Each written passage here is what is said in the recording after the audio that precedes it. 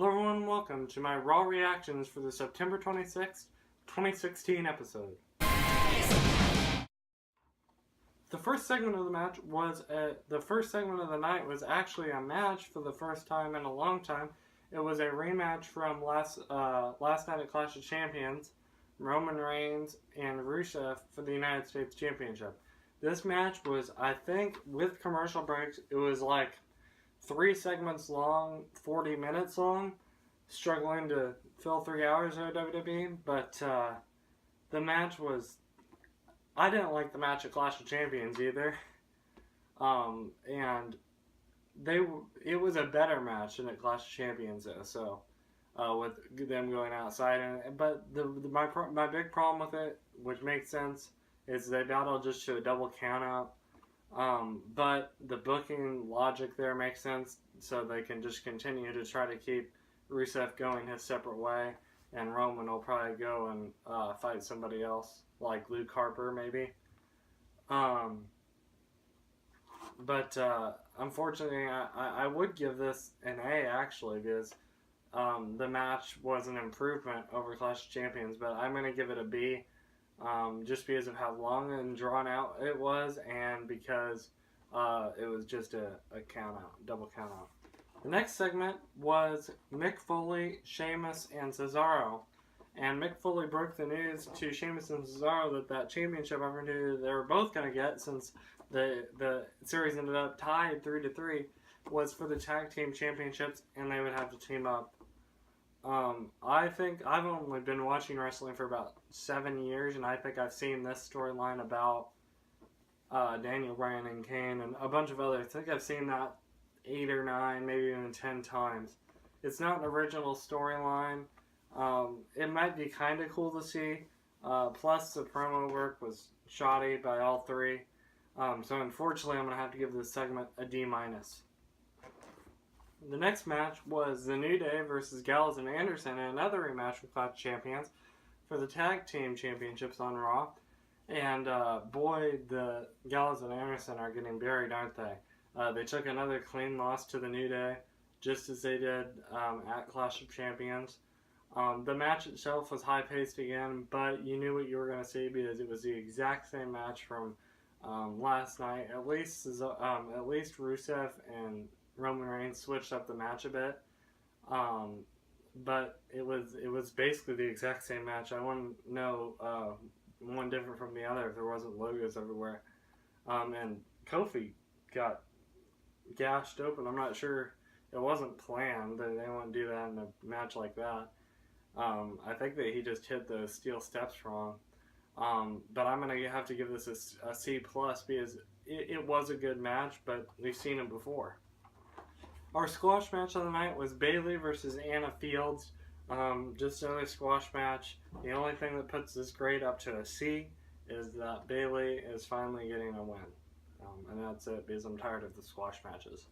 The next match was a cruiserweight bout between Cedric Alexander and Rich Swann, and Lince Dorado and Drew Gulak.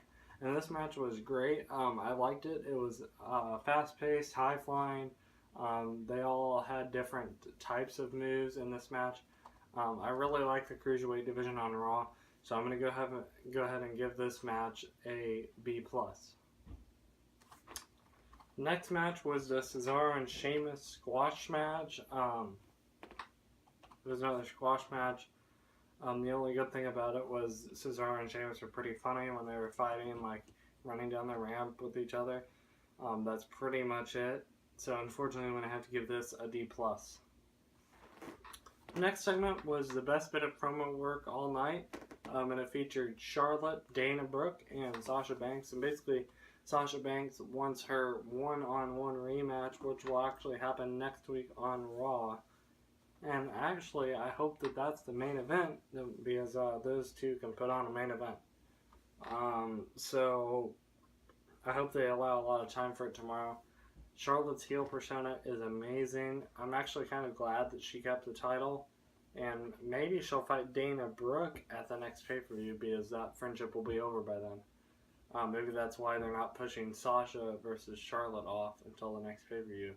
And maybe Charlotte will go over without Dana's help, maybe. I don't know what's going to happen, but nevertheless, this was a great segment, so I'm going to give this a grade of an A-. Next match was T.J. Perkins versus Tony Nese, and this was another great cruiserweight match. It was a solid, nice length match. Both of them worked really well together.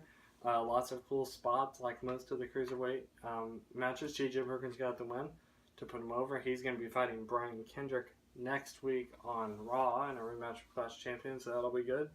And this match was all good. There was nothing really wrong with this match, so I'm going to go ahead and give it an A. The next segment was the highlight reel with Chris Jericho with his special guest Kevin Owens, and Enzo Amore and Big Cass were involved, and Seth Rollins came out. And I love all the people involved in this segment. Chris Jericho is great. The only bad part about it was just more of the same thing. It was the same kind of gimmick from last week, which is fine. The list of Jericho is pretty cool. He did his little comedy shtick before Kevin Owens even came out. Kevin Owens started to show a little bit of annoyance with Chris Jericho, so maybe that storyline that I predicted yesterday may be correct. I don't know.